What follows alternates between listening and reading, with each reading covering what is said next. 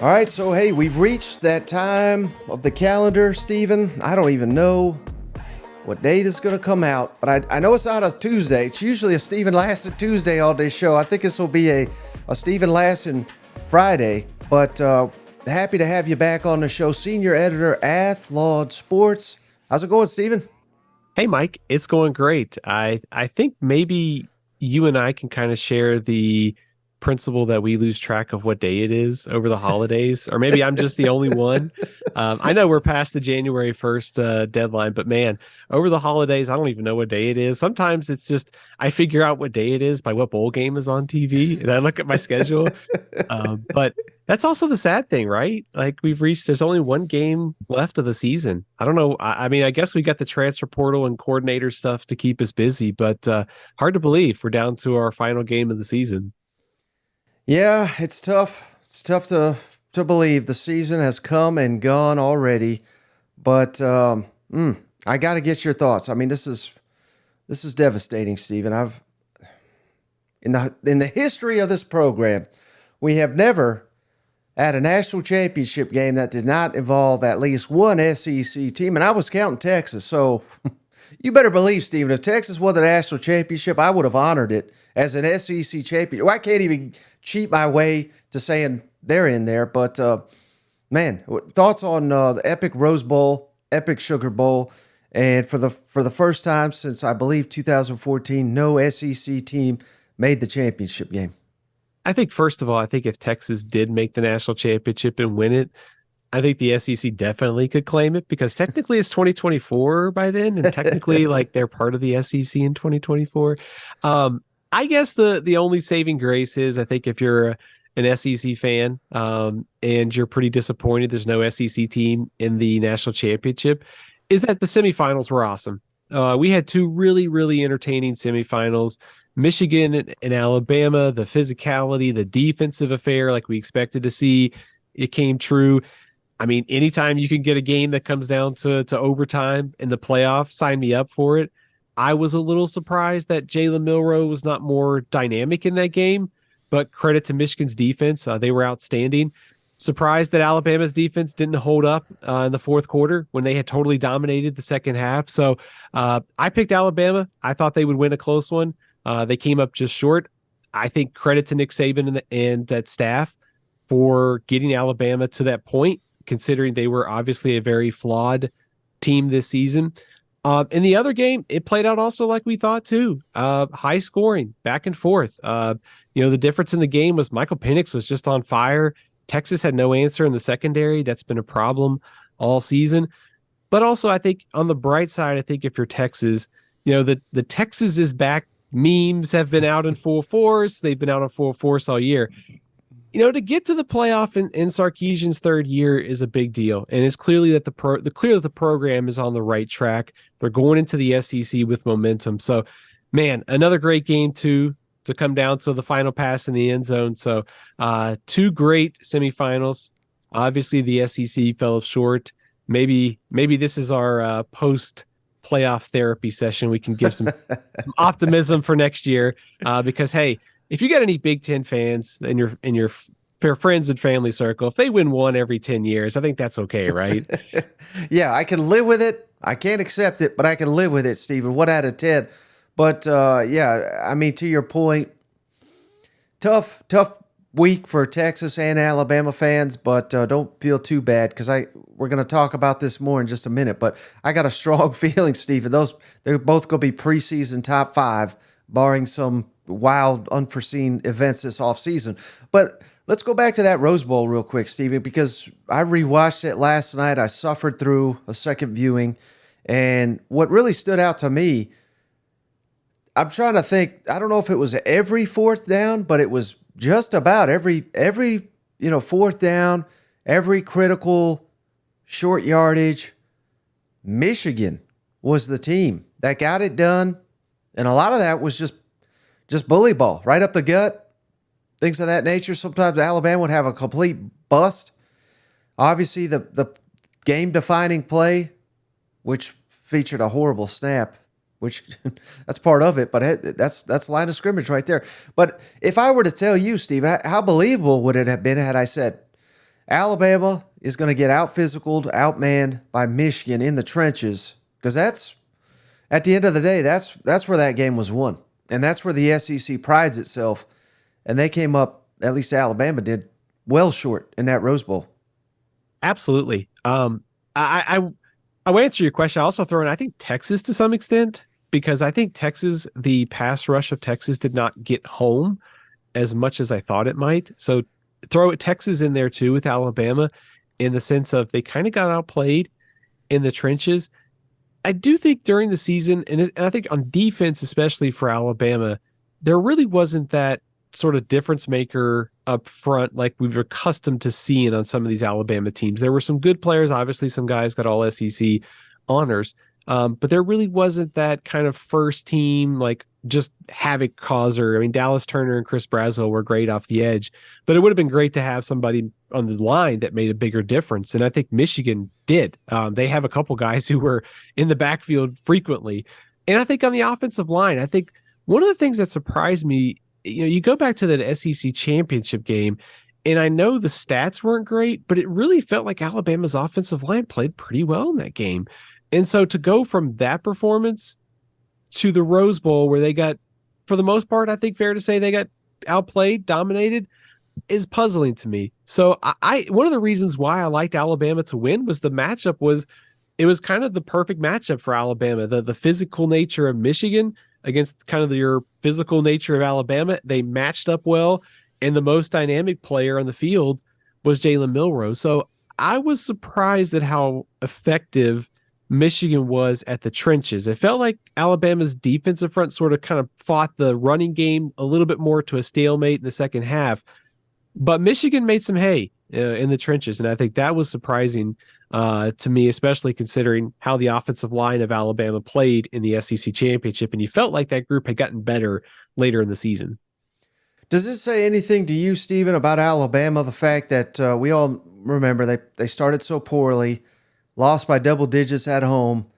I think everybody got swept up in them, going on a hot streak, beating Georgia, despite being an underdog in that SEC championship. Georgia, most people picked Georgia to win it, but hey, they were down to Tennessee at half. Alabama was. I believe they were down to Texas A&M at half.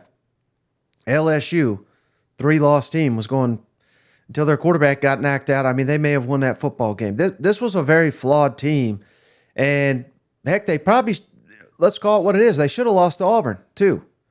Now, you forget that because, again, they turn around, game of the year in the SEC, they beat Georgia, so all ills are forgiven. But then, in my mind, in the Rose Bowl, it was kind of like that offensive line, Jalen Milroe, kind of regressed to what they, not as bad as at the beginning, but certainly the offensive line, I think you could say, and maybe that's a discredit to Michigan, but it looked like early offensive line for Alabama. What does that say about Alabama's program, that it was a roller coaster? I mean, I for the life of me, I can't remember a Nick Saban team in Tuscaloosa being this much of a roller coaster. Yeah, I think to go back to kind of what we talked about, I think if you had to look at Alabama coming into the playoff, I mean, the fact that I think Georgia's probably the best team on a neutral field. No disrespect to any of the teams that just played in the playoff, but I think if they all met like in Fargo, North Dakota tomorrow to play like an 8-team championship, I would probably pick Georgia to win it all. They played their worst game in the SEC championship game, but I think they're pound for pound, they're probably the best team. But I think that, you think about that game and you think about having a month to get ready for the playoff. And I just assume that some of these things that we've seen out of Alabama being up and down, they were kind of peaking at the right time. They were going into the playoff with the momentum. Milroe had really settled in over the second half of the season. The offensive line had stabilized. And you thought that they would make another jump during the bowl practices. And it just didn't work out in any kind of fashion that we thought. And I think Michigan does deserve a lot of credit, because it's watching that game, and their defensive front and the entire defense is flat out nasty. I mean, they've got a lot of dudes on that defense that were all Big Ten, all America this year, and they went out and whipped Alabama. So I think it is a little puzzling to see that this group didn't make that jump. On the other side of things, if you want the optimism for this team, they kind of looked like they were pretty much dead in the water on September 16th when they played South Florida. If you would have told me they were going to make the playoff after beating South Florida 17-3 and looking pretty average for most of the game, I wouldn't have believed it in September. So the fact that they navigated so many of these obstacles and improved from game 3 to game 13 that much is a credit to Nick Saban. But on the same page, I think looking ahead to next year and to kind of talk about the Rose Bowl and what it might mean, Georgia's not going anywhere. Texas isn't going anywhere. Their Ole Miss certainly is on the rise. It's not going to get any easier. So I think it's going to be interesting to see where this Alabama team goes offensively in line of scrimmage, and do they make that jump? And of course, Jalen Milroe's development too will be really crucial this offseason. Mm-hmm. And obviously, this is just an SEC show, so mainly an SEC. Well, I would think exclusively an SEC audience. But can you give me a quick prediction for the upcoming national championship? Michigan, Washington, two undefeated teams, two teams very different in how they like to go about it, but an intriguing matchup nonetheless. Unless you're like me and you're just kind of fast forwarding to 2024 season already. So if you're an SEC fan, are you rooting for Washington just to stick it to Harbaugh? I mean, I know I am. Yeah. I was gonna say, I think if I was a neutral observer and I was a fan of Alabama, Tennessee, or LSU, I don't want to see Jim Harbaugh win a national championship. I don't want to listen to that guy go off and take the Raiders or Chargers job and talk about beating the SEC all year. I would root for Washington. But I think that's also kind of like what makes this matchup interesting is it is a difference of styles. You have the physicality of Michigan and sort of the pass first approach of Washington. So I think it's going to be a fun matchup. It's going to be a little different because there's no SEC in it. I like Michigan close, largely because I think their line of scrimmage, how they beat Alabama, I think they find a way to win a close one. Mm. And one last thing on the championship, I wanted to ask you, Stephen. I don't know if you've seen this, but there's I think it was started by Kirk Herbstreit. It could be someone else. Maybe I'm misquoting, but there's some discussion of, and I don't think this will ever happen, but do you think it should, that the Rose Bowl should be the home of the national championship game?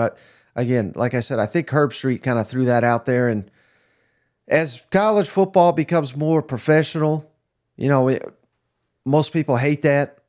Kind of is what it is. I've kind of accepted it, but it is kind of slowly churning that way.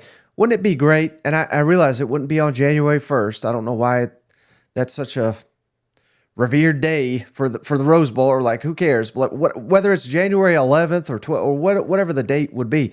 What would your thoughts be on holding the national championship annually in Pasadena in the Rose Bowl? Because to me, that would be obviously that's the most iconic scene, I think, for a January football game.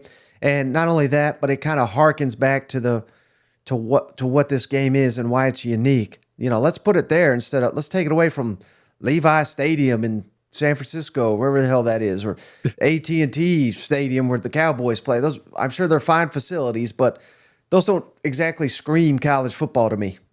Yeah, there's something about those like stale, like corporate pro stadiums to host national championships that just doesn't sit well with me. I like, I love the Rose Bowl setting. It's frustrating that at times it's sort of been a block in some of the changes of college football. But as far as like tradition and scenery, and I mean, frankly, most of the time it's been pretty good weather out there, and it's a great road trip if you're a fan of one of those fan bases playing. So I wouldn't be against it. I think the flip side is in the 12-team playoff era, and this is kind of one of my pet peeves about the 12-team playoff era. I think you're asking fans to travel too much if you're playing games in the quarterfinals, at bowl games and semifinals and all that. So if you can kind of close that up, and maybe you're only asking fans to travel, once or twice in the postseason, that seems a little bit more feasible and makes a trip out to California probably a little bit more doable. So I guess kind of a long way of answering. Like, yeah, I'd be okay with that because I think it's kind of it's very college football-y. Hmm. Um, at the same time, I think maybe moving it around probably isn't the worst idea to make it a little bit easier for travel too. Right. Yeah, throw it in Birmingham. Why don't we just do that? The Birmingham Bowl. That'll be the Yeah. site of the future Georgia Alabama national championship. I mean, it doesn't get much more Birmingham than that. I mean, man, I don't know about you, but I want to see the Pop Tarts Bowl host the national championship for the cheese. Host it in Orlando. Bring back Prince Chedward and bring back the Pop Tarts mascot. That's all I need, man. Yep. Well, Stephen, I also asked you to come prepared with, just it's been a wild bowl season, and not everybody catches all the action. But and there's people that complain. I don't get it. They complain left and right about these games and everything. But that doesn't mean there weren't positives from nearly every bowl game here. So just anything that individuals that stood out, and maybe something for each and every fan base to get excited about next season based on what you saw for bowl season? Yeah, let's start with the Texas Bowl. Unfortunately for A&M, Jalen Henderson getting hurt on the first play of the game pretty much impacted the way that game was going to play out. But I think on the positive side, after A&M, Marcel Reed acquitted himself very well.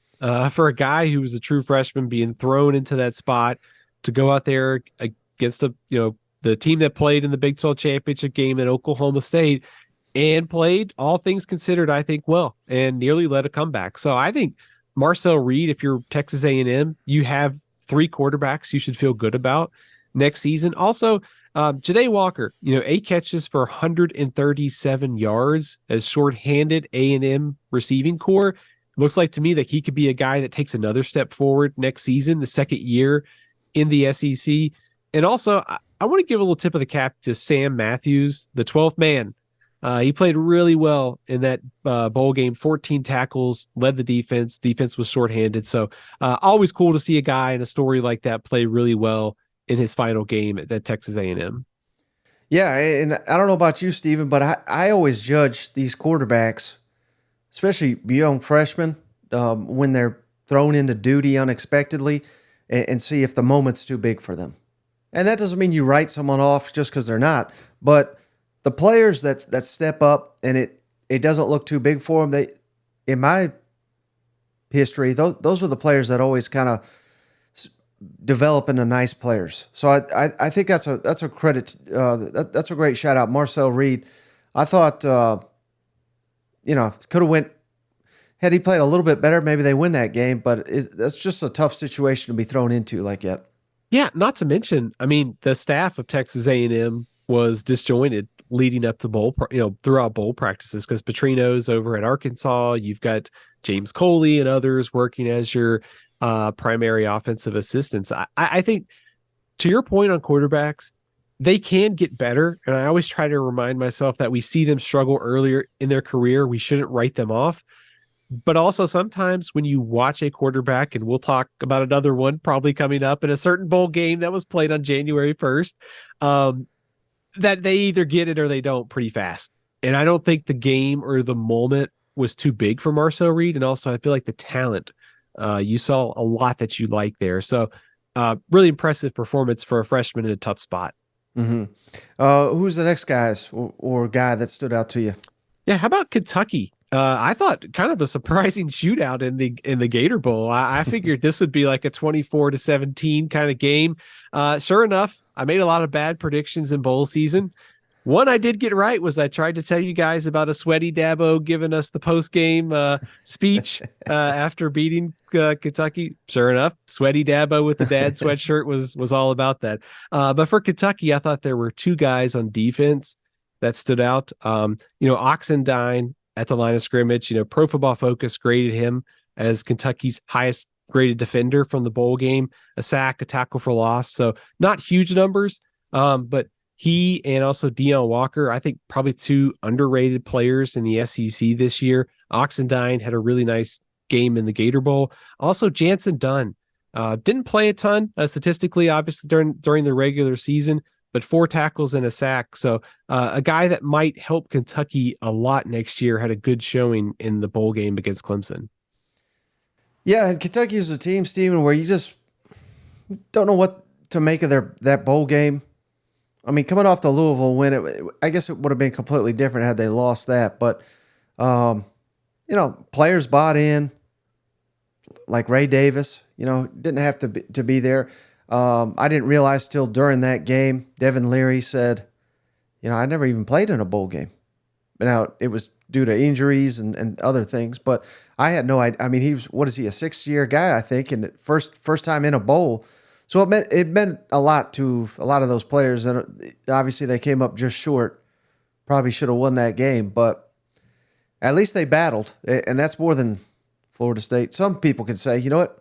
Yeah, I think that was a good sign for Kentucky, given all that transpired with the Mark Stoops era at Texas A&M and all that uncertainty and sort of coaching, however you want to word it. Like the fact that Kentucky went out there and maybe didn't have the most fulfilling season, maybe it was a little disappointing to some, and to go out and push Clemson to be on a doorstep of victory. I thought Kentucky's defense should have been a little bit more aggressive in some spots at the end of the game, but still, they were an underdog and they nearly found a way to win after a bunch of, I don't know if turmoil is the right word, but a bunch of chaos at the end of the regular season. So I think that was a good showing for Kentucky. Yeah, Brad White, his stock is not exactly red hot right now. I'll just say that. But I do think he's a good coach. I heard Matt House is on the market. Yeah, we'll get to that in a minute. Who else you got here, Steven, that impressed you? Let's go to the Cotton Bowl. Great win for Missouri. I think just a game that played out a little different than I think maybe I thought, just because thought Missouri might be able to move the ball a little bit more. But I think there were a couple guys that stood out in this game for me. Number one, Javon Foster did a strong game against a very, very good Ohio State defensive line. One of the highest graded offensive linemen by Pro Football Focus in the SEC for bowl season. So, continuing playing his career on a high note there against a good defense. Also, Marquise Johnson, a 50-yard, one catch, 50 yards. Key moment of the game. Missouri's offense was kind of struggling up until that point. So for him to be able to hit the big play in the passing game kind of got the momentum going for Missouri. But also throw out Tristan Newsome, 10 tackles, 2.5 for a loss, filling in for Tyrone Hopper in a bowl game. Tough spot against Ohio State. I thought he acquitted himself very well. Yeah, I mean, that was a tough physical game, Steven. And I know a lot of people don't want to give credit to Missouri because Ohio State was missing their quarterback, but hey, they dominated them, I thought. And I saw statistics, something like, I think it was the first time Ohio State's been shut out of a touchdown-wise in a bowl game. And I can't even remember the statistic. I apologize. I'm trying to quote this off the top of my head, but it had basically been unheard of that Ohio State did not score a touchdown in a bowl game. But that's what Mizzou did to them. Not to mention, I think just even with Ohio State losing their quarterback early, they still had Travion Henderson playing. He's one of the best running backs in the Big Ten. They still had tons of receiver talent. It's not like Ohio State was playing with a bunch of 2 and 3s like Florida State was in the Orange Bowl. Yeah, they had their starting lineup out there. So people can knock Missouri for getting a good break, so to speak, on Ohio State's transfer and then an injury at quarterback. But Missouri's defense played well, and Missouri's offense eventually broke through. I mean, Cody Schrader ran for 100 yards. Brady Cook had a solid night too. Some of the rushing that he did in that game. To me, it says more, I think, about Missouri capping the season off on a high note in that game than it does about Ohio State. And I realize this is off topic, Steve, but this just came to my mind. But what would your thoughts be about not having the portal open till after bowl games so that like a Kyle McCord could have played in that game? And then, I mean, I realize for the academics and stuff, it doesn't make sense, but I think we might have to do that if to fix a lot of these opt-outs and whatnot. Yeah, I think we've got to do something. I think you're right about the calendar is sort of tricky because of the academic side of things. And that's kind of holding up, maybe making some changes. I think one way we could change bowl season is we could move the start of the season up a week so we could move it like back to August. And you'd have to shuffle the offseason stuff, obviously, but I would start the season earlier. And then what I would do is before the championship games, I would go ahead and say, like these teams that are in championship games and you sort of know the playoff, like you can sort of scratch out all those teams. We could go ahead and schedule a handful of bowl games for that next week. So that way there's not that long lead up to the first game, which is, I think, one of the reasons why guys opt out is to go ahead and start preparing for the draft or the transfer. But you could almost schedule that the week of the championship games and sort of the next week, and then open the portal after that for like 5 days or something. So that's my college football commissioner pitch. I'm workshopping that on your we show need you to live, become so. the czar, Stephen. Fix this for us. Hey, that's the start, man. Let's slide the season back. Let's go ahead and schedule some bowl games for the week of the championship and sort of that next week. And then once those are done, then we can open up the portal. And that also, maybe that ends, you could set the portal to be open for 7 or 10 days. And so it sort of allows the early signing period to have its own day with no transfer stuff in there too. So yeah. All right, so who's next on your list, Stephen? Anybody that jumped out to you? Yeah, how about Ole Miss? How about just first of all, offensively, a great showing for Ole Miss and against a very good Penn State defense and a big win for Ole Miss. So I wanted to spotlight two guys on the Ole Miss defense that I thought had a good game: Akello Stone and Jared Ivey. Combined for 3 tackles for a loss. No Cedric Johnson in the bowl game.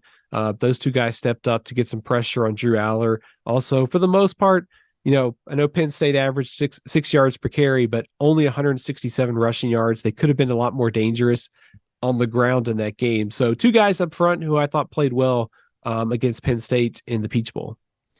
Yeah, and so much, the memes and everything. Pete Golding's the most popular guy in Oxford right now, but does it go also to the fact that, hey, full season of Pete Golding defense, an extra month of practice leading up to tough competition in Penn State, and they didn't completely shut them down, but they more or less dominated that game.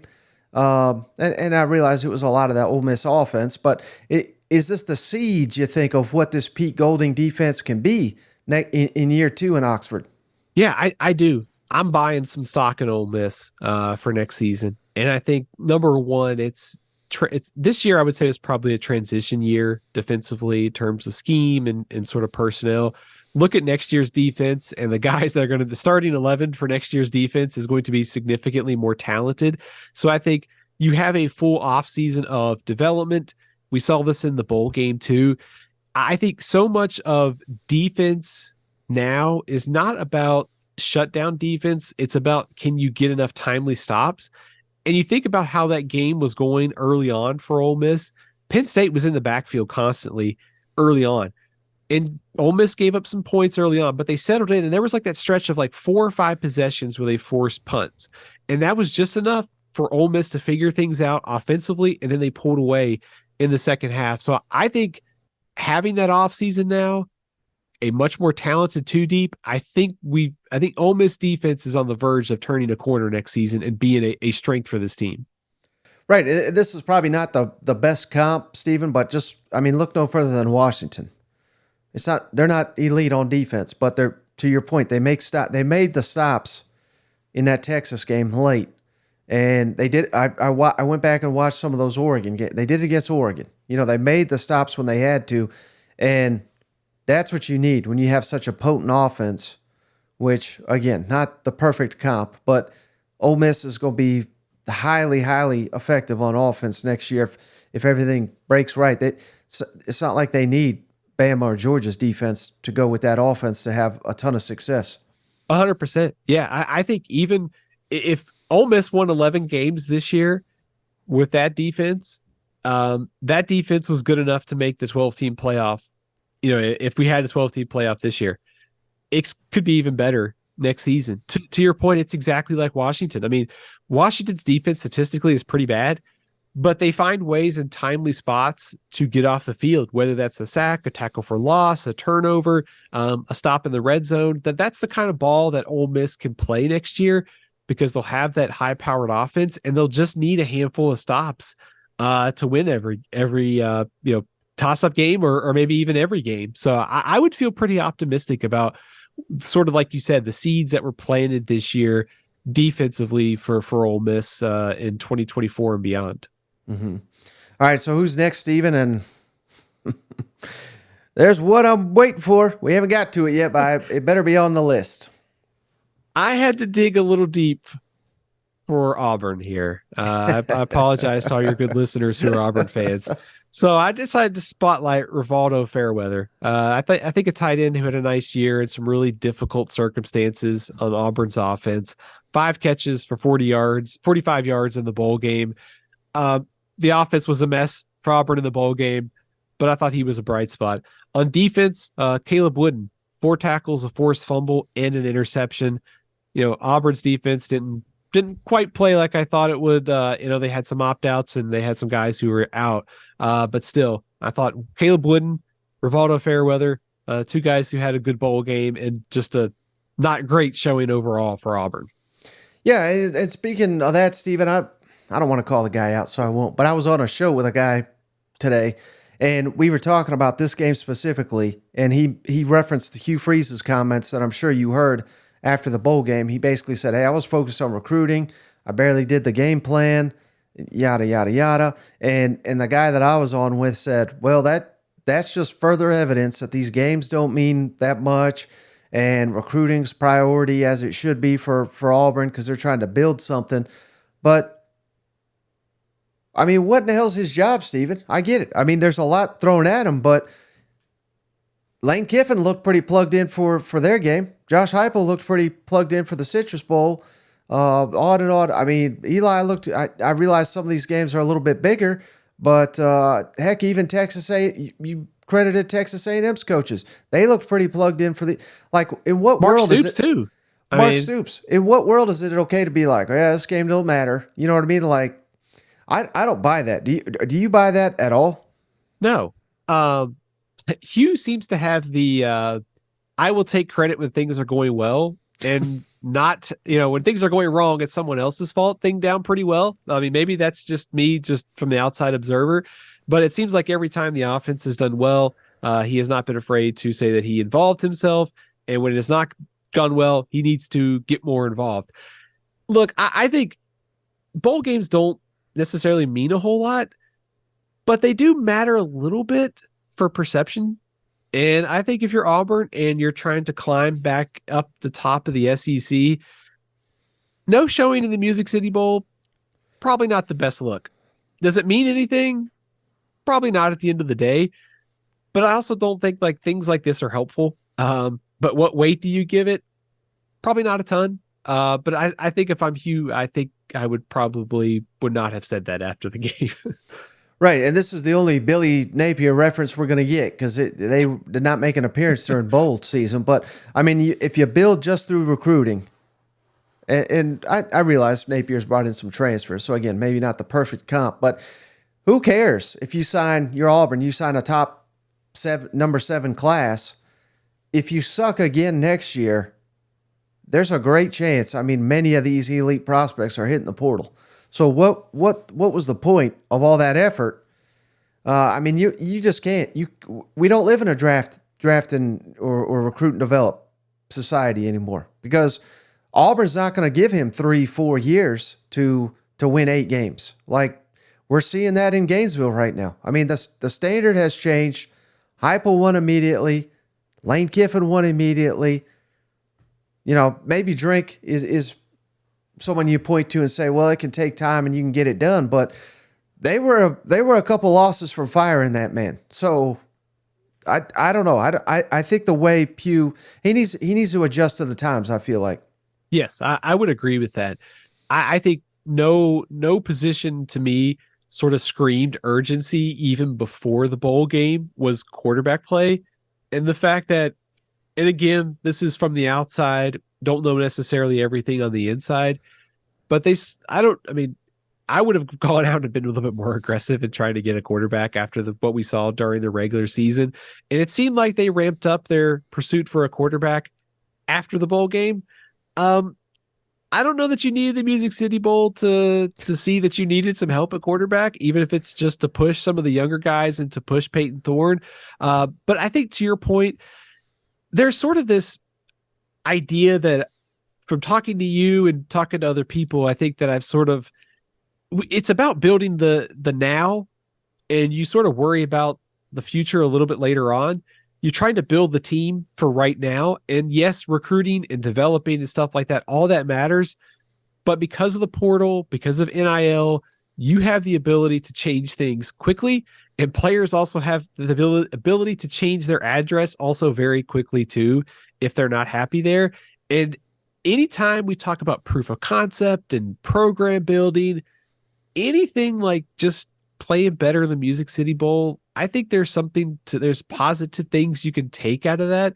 And I think it's about a place like Auburn, you should be able to go and build a winner right now. And that's why I think while I like what Auburn is doing on the recruiting trail, I think there has to be a little bit more urgency to get this thing going, start to push for 8-9 victories again. Yeah. Well, I could bash you Freeze all day, Steven, but who you got next on your list here? Got a long list of Georgia Bulldogs who I was impressed with in the bowl game. And I think one of the values of bowl season sometimes is watching to see what the next stars are going to be. And that's one of the things that I took from Georgia's victory over Florida State, a pretty convincing one, 63-3. I'll start with Gunnar Stockton. I was impressed. I know Florida State was playing a lot of backups, but if Gunnar Stockton is the starting quarterback in 2025, Georgia is in good hands. I know it's not necessarily the biggest news for Georgia fans because because of his high school recruiting and some of the behind the scenes stuff that you've heard, but he performed really well. Also, Oscar Delp, 3 catches in that game.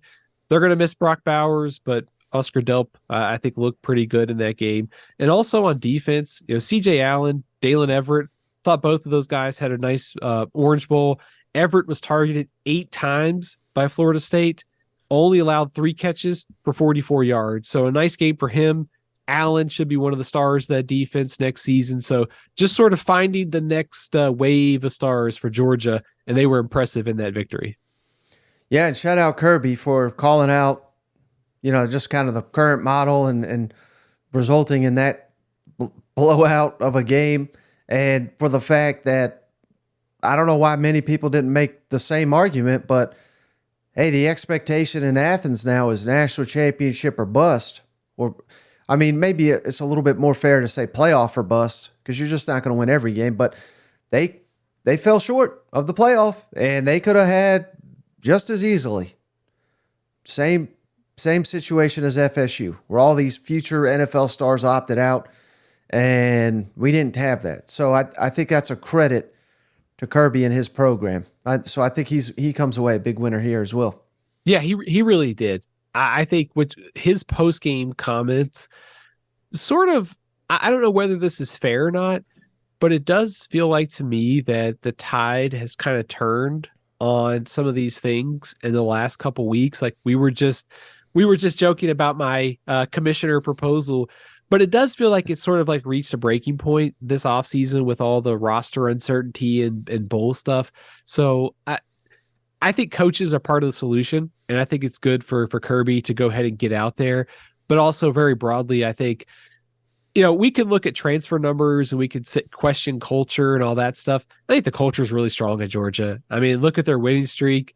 Sure, they lost some guys to the portal, but a lot of those guys, stuck that could have set out for the NFL draft, played, and the next wave of stars is right there too. So zero doubts for me about Kirby in this program. They're going to be very, very good next year. Yeah, well, we'll get to that in just a minute. Who you got next on your players that stood out here? Let's go to the ReliaQuest Bowl with Wisconsin and LSU. I got 4 players from 2 positions. At receiver, Chris Hilton and Kyron Lacey. Those 2 guys will be a bigger part of the receiving core going forward with Malik Neighbors and Brian Thomas moving on to the NFL. Those two guys I thought stepped up in the bowl game. Also on the offensive line, Emory Jones and Will Campbell graded out well by Pro Football Focus against a pretty good Wisconsin defense. So some good things, I think, considering Garrett Nussmeier played well for LSU. You got some guys stepping up at receiver. Offensive line should be a real strength as well for LSU next year. Yeah, you mentioned Malik Neighbors. I mean, heck of a player, but I don't think I'd ever seen, Stephen, where a guy come in, broke a school record. Then he says, "All right, my career's done." Like, what are we doing Yeah. in a game where they desperately need it? Of course, they would anyway, so I guess it didn't matter. But oh my goodness, like I did not care for that. Yeah, I think if it sort of speaks to how bowl games are probably treated, in some of these lower bowl games. But also, like we talked about, I mean, hey, it's great that he got the record. And also they gave some of the other guys a chance to shine too for next year. So it was a little weird, but I guess they checked off all the boxes that they needed to for LSU because that was a good win against Wisconsin.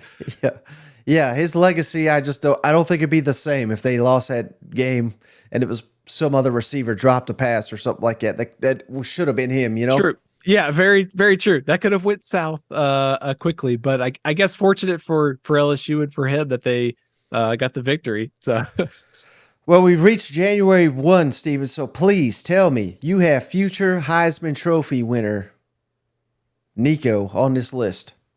I do. It's funny. I was talking to a good friend of mine after the bowl game, the Tennessee Iowa game. And he was commenting about the Nico hype train, and he said, "This is what college football needed: another Tennessee quarterback that shined in a bowl game in the state of Florida, and now we have to go through the hype train of all off season." So, I think it's a little different with Nico and Joe Milton, though. I think it's pretty legit for Nico to go out and look as sharp as he did, in command of the offense, and also wasn't overwhelmed by the moment and wasn't overwhelmed by a good Iowa defense. I think those are great signs for Tennessee going forward.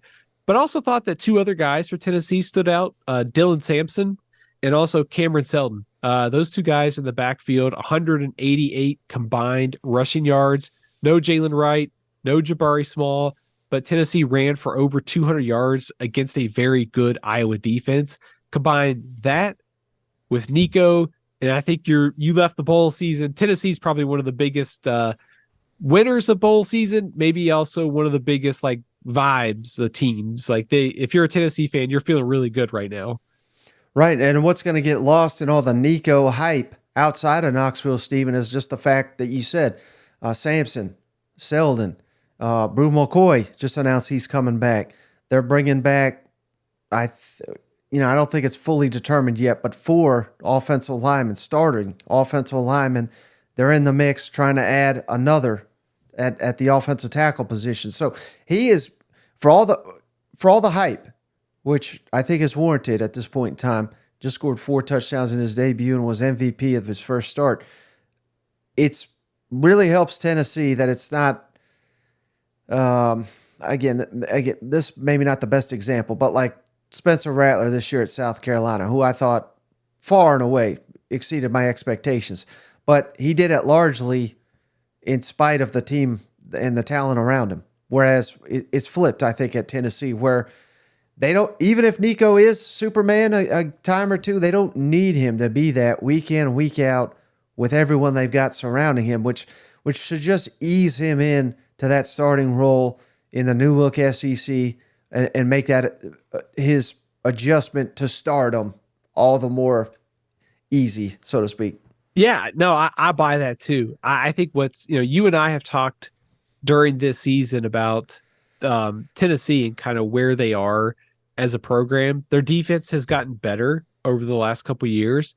So I think if you're sitting here looking at this going, this offense for Tennessee is probably, I don't want to say the low point for Josh Heupel at Tennessee, but it certainly was not as good as the 2022 version.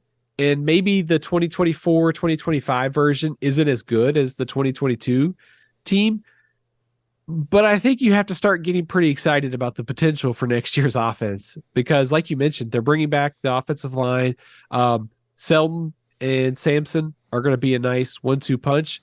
throw Chris Brazzell, the Tulane transfer at receiver, they're going to be a lot better across the board. Or just they're going to be dynamic. They're going to be better at receiver potentially. So I like everything about Tennessee's offense, and you combined the defensive improvement. There's a lot to like there. So I think Nico's going to be very, very good, but also to your point, they don't need him to be Superman because they have the supporting cast and defense is improved to the point to where he doesn't have to be. Right. Now, do we have anyone else, or just you were just so blown away by Nico? There's just nowhere else to go. Actually, I had a couple guys on defense. Tyree West had 4 tackles, 1.5 sacks. Also, Andre Turrentine, shorthanded secondary, 3 tackles, a pick, and a pass breakup for Tennessee. Iowa's offense leaves a lot to be desired, but those guys I thought stepped up for Tennessee in that game. Yeah, and I don't know if you've seen it yet, Steven, but there's a lot of hype that James Pierce, he's already emerged as a great player, but several people I've seen project him as the top edge pass rusher type in the 25 NFL draft. So again, I don't think, not similar to our discussion about Ole Miss, I don't think Tennessee's going to have some like lockdown Georgia defense, but they may not need it. If the offense is scoring 35, 40 points per game, they need stops. And a player like James Pierce, if he lives up to that potential, lives up to that hype, which he has already flashed, this is not some guy that just looks the part and NFL is falling in love with him. This is a guy that has been highly productive this year. If he could take over at a critical point or two against top competition next season, that could be the difference between a playoff run for Tennessee. Absolutely. I mean, you talk about a guy who can get to the quarterback, create havoc, pressure, timely stops. That's all Tennessee could need next year because the offense could just be so good. You look at the numbers from that 2022 defense, they gave up almost 27 points a game in SEC play. And some of that was probably skewed a bit by the South Carolina game at the end of the season. But they improved on those numbers. This year, I mean, they dipped to about 27, but it felt like this year's defense was better as a whole. So I will buy James Pierce, like All-America hype. If you didn't get on the train last year, he's going to be right there next season, and certainly probably in the discussion for preseason defensive player, SEC defensive player of the year, I would think, right? Yeah, I mean, I think he's right in the running, but now they can't just be awful on defense and then him win it. You know what I mean? Yeah. Like Harold Perkins 2 years ago, or I guess a season ago, if you want to. I mean, I think he should have been in consideration, but it's kind of hard to give that to an individual when the overall unit is not that good. Yeah, that's fair. Tennessee's in an interesting spot, defensively because of some of the turnover that they're going to have on the secondary and some of that. But I think, the Tennessee staff has done a good job, I think, of identifying some guys in the portal the last couple of years. Keenan Peely, Gabe Judy Lally also came in and played pretty well for Tennessee. So, I think they could fill some gaps there too. But also, if Tennessee's in the mix to make the 12-team playoff, that's probably good enough for James Pierce to be in the consideration for Defensive Player of the Year of the SEC. I would think, because I would assume at that point that means Tennessee's defense is at least middle of the pack in the SEC. Yeah. Hey, Stephen, one team I haven't heard you discuss, Oklahoma. Anything stand out in there? It was a loss, unfortunately, to Arizona, but I was pretty impressed after a rough start for Jackson Arnold. I thought he looked pretty awesome to the middle half of that game, and then that's kind of what I expect when I see a true freshman. I mean, they can't all be Nico, Steven. Let's call it what it is. But I mean, he flashed. He looked like it was his first start, which it was. Which I don't think that's a knock when you say that about a player. Playing Arizona, I think, won 10 games. It's not like some joke of a team or anything. But I saw real potential there from Jackson Arnold. Absolutely. Yeah, I would agree with you. I think of the quarterbacks that made their debut in bowl season, and by debut, I mean making their first start, Jackson Arnold Nico, Garrett Nussmeier probably top my list of probably the most like impressive debuts by a quarterback. To your point, the 3 interceptions, yeah, it's not great. It's one of the reasons why Oklahoma lost the game. I think one of those what really wasn't his fault. It was kind of the weird like tip pass and receiver. Arizona picked it off for a pick six. Oklahoma was also a little shorthanded on the offensive line too. So, uh, despite all that, new offensive coordinator, I was really impressed. I think if the changeover, the handing of the torch from Dylan Gabriel to Jackson Arnold, I think should be a pretty smooth process for Oklahoma. I think he's going to be I think no questions for me about Jackson Arnold's ability in the SEC next year. Mm-hmm. And then I did really want to ask you about this, Stephen. All this firings here in Baton Rouge, cleaning house on the defensive side of the ball. Defensive coordinator Matt House, he had to go. Safeties coach, cornerbacks coach, defensive line coach. We bringing. I think the only guy we're bringing back is John Jancic on the defensive side of the ball for LSU. It kind of a two parts to go with this, Stephen. This is year 3 for Brian Kelly. He's got to replace both coordinators now because Denbrock left for Notre Dame. It feels like we're at a crossroads. And yes, Garrett Nussmeier won the bowl game. Looked, he's got the typical, prototypical NFL arm, but let's call it what it is. Let's keep it real, Steve. There's going to be a drop off because he's not Jane Daniels. I mean, Jane Daniels was fantastic. Garrett Nussmeier could be the best quarterback in the SEC next year, and he's probably still not as good as Jane Daniels was this year because that's just how elite Jane Daniels was. So with all this coaching change, with losing a dynamic player of that caliber, what's your thoughts on LSU? And I guess this will bleed into our conversation to close out on your early SEC rankings. I think the first thing that comes to my mind is kind of a word that you tossed out there is crossroads. Transition is kind of where I see LSU at this point. I don't think by any means like Brian Kelly's on the hot seat or anything like that, but you have to hire a new offensive coordinator. You have to find an entirely new defensive staff pretty much. It's a chance to hit the reset button and get it right this time, because I don't think you can afford to fall too far behind in the SEC. If LSU slips back, I think they could go into the portal. They could reload quickly. But there's a real opportunity here for LSU next season because they should be a playoff contender with Garrett Nussmeier and the offensive line that they have. If you look offensively at the numbers, they averaged about 10 or 11 points more a game this year than they did last year. Hard for me to see that they will average 45 points a game next year. So to your point, I think we have to expect some regression offensively just because of personnel departures, but it's still a strength. But if your defense doesn't get any better, all of a sudden, 9, 10 victories get a little closer to 7, then you start inching your way to the hot seat. So it does feel like a important offseason for Brian Kelly to get this right. When Brian Kelly was at Notre Dame, he went 4-8 one season. They made a bunch of coaching changes. He sort of changed the way he approached things in the program, and they got a lot better after that.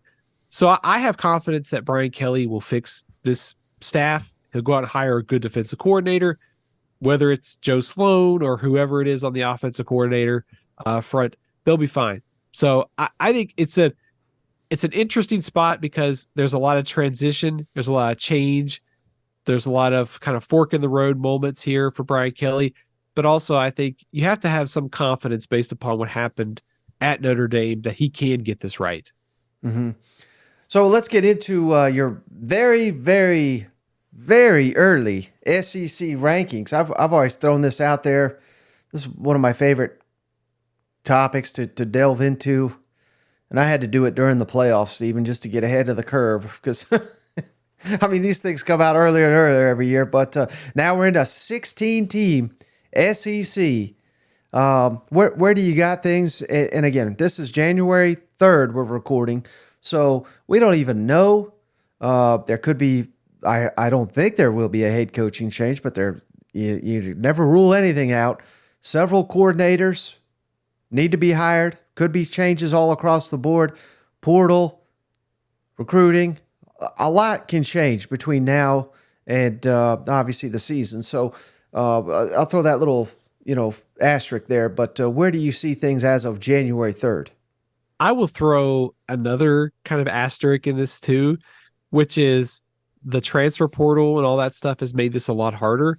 But I didn't put a ton of stock into schedules right now just because it's with all the unknowns about the roster. I want to wait till we get a little closer to spring ball to sort of dive a little bit more into that.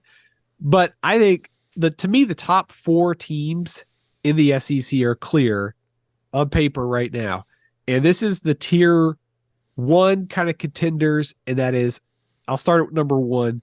I've got Georgia at one. I think Carson Beck coming back. Maybe it's the Georgia revenge tour next season after they fell short this year. Trevor Etienne coming in at running back.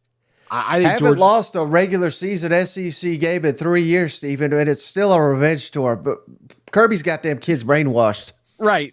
I'm getting the disrespect vibes that no one believed in us again, like we saw in the national championship after beating TCU. So I think Georgia's the team to beat in the SEC. I'm going to have them number one in my early top 25 for next year. I've got Alabama a close second. Like we talked about, sort of a rebuilding year, and Alabama made it to the doorstep of the national championship game. So I would assume another offseason of development for Jalen Milroe. They could figure some things out on the offensive and defensive lines. I've got Alabama second. I've got Texas at three. Whether it's Quinn Ewers, whether it's Arch Manning, I think they're going to be just fine offensively. Also, I think there's also a bit of a, I guess, development culture play here. You know, Sarkisian now in his fourth season, they've gotten to the doorstep of the playoff. There's no longer that question, is Texas back? It's just a matter of a question of how high can they go at this point. So I've got them third. And at number four, I've got Ole Miss. I think this team is primed and loaded for a run deep into the college football playoff next season. Loaded offense, and the defense, I suspect, will be much better in 2024 with all the portal additions. So those are my top four for next year. I wanted to ask you about Texas because I'm still kind of green on learning their overall roster and where things stand. And I know it's just raw. They just played, they played their guts out, nearly came back and made the national championship, but fell just short. So there's probably, in the NFL deadline's not till January 15th, if I'm correct on that. I believe they still, in fact, I know they still have players that could hit the portal. I know the portal closed, I think, yesterday, but for teams in the playoff, they get that extended because obviously they were competing. But can you give me a ballpark? And I realize this is a tough thing to answer off the top of your head, but ballpark of key players that are maybe on the roster right now that are projected to be there next year, but could go to the NFL or could go to the portal, and that could alter Texas as one of these elite, or are they firmly, with everything projected to bring back, are they firmly in this top four and short of like Ewers and Arch Manning leaving, which we know that's not going to happen, but short of that, is going to maintain them in the top four, of your tier here? Yeah, that's a really good question because they do have some guys who are probably going to go to the NFL. I think Xavier Worthy has declared. A tight end, Jatavian Sanders, could also go to the NFL. The two defensive tackles, Byron Murphy, I think, could go to the NFL. Tavondre Sweat's a senior. You look at their secondary, a couple guys who are also seniors, as well as Jalen Ford, one of their top linebackers. So you could almost go piece by piece on the roster and see that each position could lose a key senior or two. I think the strength of this team is quarterback, regardless of who starts. Backfield, CJ Baxter, great freshman season. He should be back. If the receiving core is depleted, they have Matthew Golden transferring in from Houston. He was kind of probably a super. I'm fair to say he was a superstar for Texas or for Houston the last couple of years. He should come in and play right away. And Jonte Cook, who was a freshman this year, I think can step up next year. Strength of this team will be the offensive line. Kelvin Banks should be a preseason All-American next year. He's been a standout for the last 2 years, but they will have some losses to navigate every level on defense. So maybe to your point, the question is, how close would they be to Georgia or Alabama if you think they're 1 or 2? And if you think that maybe they lose a little bit to the portal, maybe you slide Ole Miss at 3 ahead of them in your early rankings. I think that's a fair question. And I believe they signed a top 5 class. So I'm not sitting here saying they're devoid of talent by any means. I'm sure they're going to have many contributors step up that, from that class that, given Sark's and that defensive coordinator's history, they're going to get guys ready to play. Yeah, absolutely. I think the drop off will probably be, they are losing some guys who are significant, but also think that they will be able to reload, and especially the track record that they've had of program development and improvement. I think they'll be just fine as they go into the SEC. And also, I think Sarkisian, knowing that they were going to make this move, and even before they were going to the SEC, he emphasized building the line of scrimmage, and that's going to play off really well, I think, in the SEC in 2024 and beyond. Mm-hmm. So who's in your second tier here in the SEC? Let's start with Missouri. I think with Brady Cook coming back, like what Missouri is doing in the portal, I also trust this staff to figure things out. Of course, Luther Burden is coming back next year, so the defense is going to have some losses, but I think Missouri will be right back in the mix to be a playoff contender in that new 12-team playoff era. So I've got Missouri 5. I've got Tennessee at 6.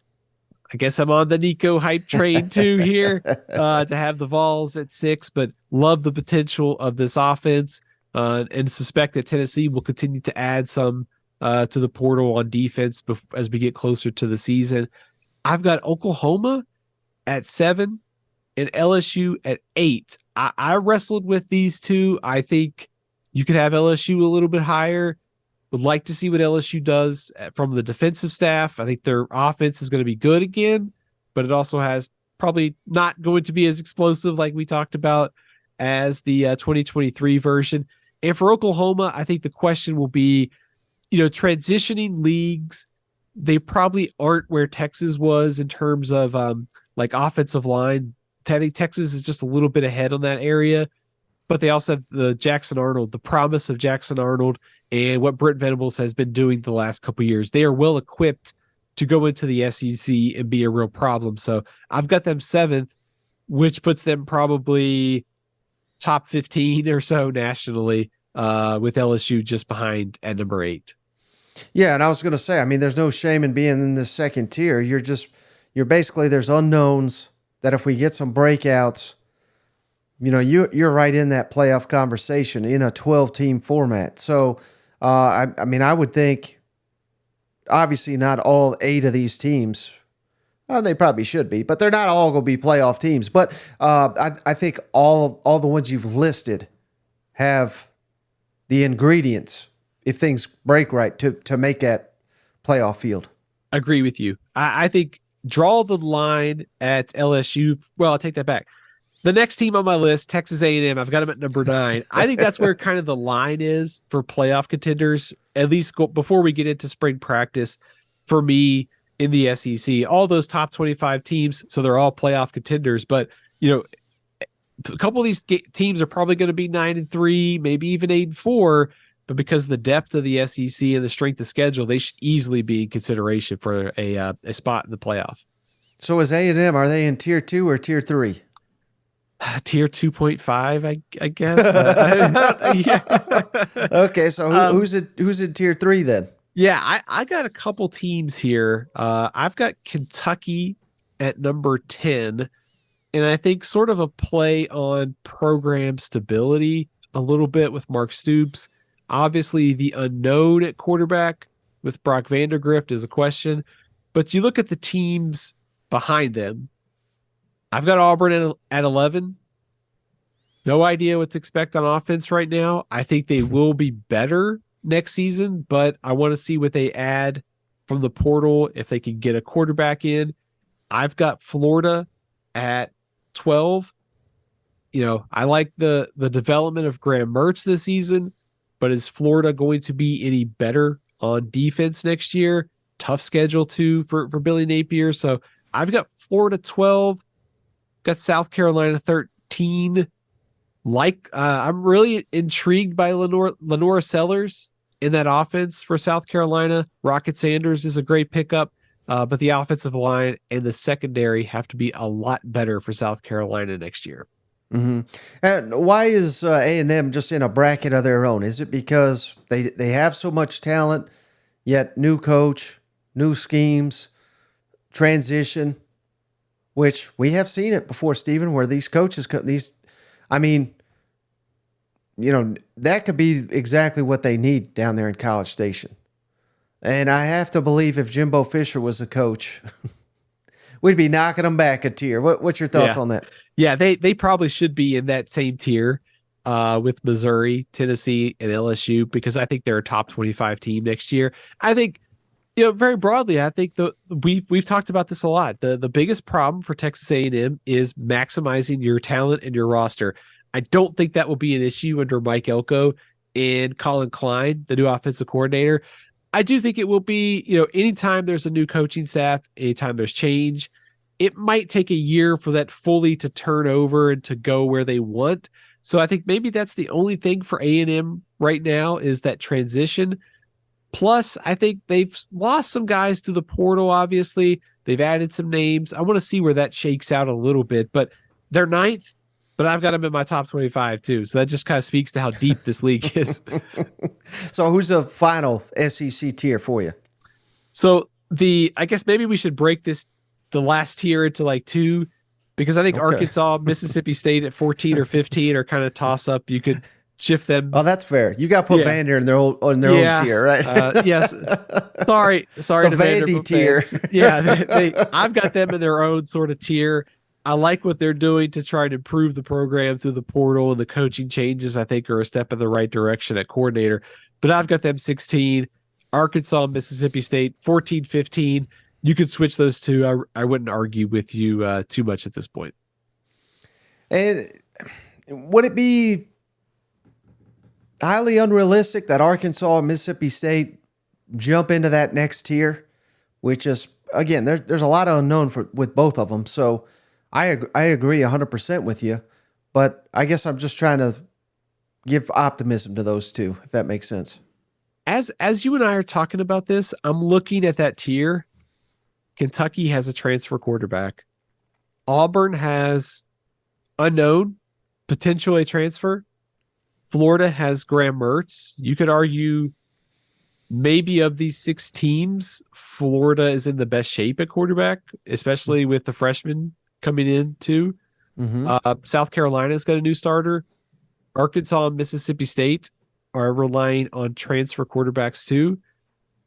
I think to answer your question, yeah, I think they could. I think a lot of this is going to depend on quarterbacks in this space, this little tier here, because Mississippi State is shaping the answer to execute Jeff Lebby's offense, and Taylor Green or Jacoby Criswell under Bobby Petrino. So a lot of this is really who finds a quarterback probably the fastest. Yeah. Well, Stephen, like I said, I'm already looking forward to 2024. I know there's still a game left, but doesn't involve the SEC, so I'll watch it. I'll comment on it, but just not excited about this. Even though it's a showdown of undefeateds, it'll be fun. But anything else before we hop off the line? It's like one of those games where the rival beats the other rival in their home territory and they turn the scoreboard off before anybody can get a picture for it. The national championship's in the SEC's backyard, so I guess you have to acknowledge it, Mike. Sorry. But it doesn't mean, but like I told you off the air, I think 2024, 2025, will be the year of the SEC because this league looks very, very deep next year, and I'm excited about the quarterbacks that's going to be in the conference next year. I think it's going to be a great year for quarterbacks and for teams in the SEC. Yeah, I can't tell you, Stephen, how many people, Bama and Texas fans I've heard from that were gearing up for this Houston trip. They had to refund all that. So I hate it for them, Stephen, but I hate that our conversation is coming to an end. Before you get going, can you remind the audience, where can they follow you? Where can they find your work? I guess Connor Stallions can actually get some good seats too. This game. I was out there for Michigan. Yes, in all seriousness, you can follow me on Twitter at Athlon Steven. You can check out all my work at all CFB 365. Also check out the Cover 2 podcast that I do with Braden Gall every Wednesdays, previewing all things college football, everything around the nation.